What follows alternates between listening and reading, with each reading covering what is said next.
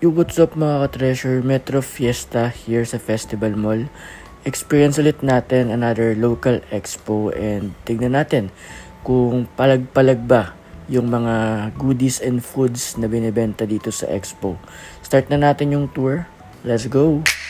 So yan mga ka-treasure, pagpasok nyo sa event center, samot-saring free taste yung bubungad sa inyo. So there are lots of sellers that will ask you to taste their products. Iba't ibang klase yun.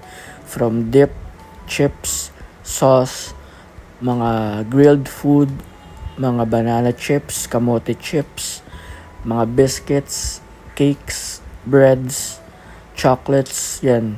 Iba't ibang klaseng free taste yung ipapatikim sa'yo pag nag-ikot-ikot ka dyan. And to save your time and to explain my experience, I'm actually surprised. They taste good. Most especially yung chocolate kasi napabili ako. Pero ayun, going back, so kung makikita niyo yung mga gawa dito and yung mga foods dito, may experience nyo first hand, syempre hindi lang dito sa tour and kwento ko, talagang magugulat kayo. Like this partners right here na gumagawa ng mga products and nagmamanufacture ng foods. They are like really good at what they are doing. Like ito, the shirt, the mugs, the bags, the purse.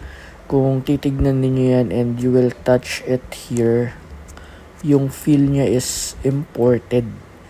Itong mga charms, itong mga necklaces na yan, if you will see it firsthand, they are really, really looks premium. Especially this. Ito yung talagang napabalik ako ng tingin nung nakikita ko kasi look at the threading right there. So yan, lapit natin ng konti. So ang ganda. Kitang-kita, di ba? Parang premium na premium. And most especially this, yung mga boots, shoes na gawang Marikina. Kung titignan nyo, parang imported na yung datingan niya. So ayan si Manong, titignan niya rin yan. Diba? So dito ina-explain din ng mga host yung impact ng local products, how the business works, paano mag-start ng local business, yan. So they are explaining those things.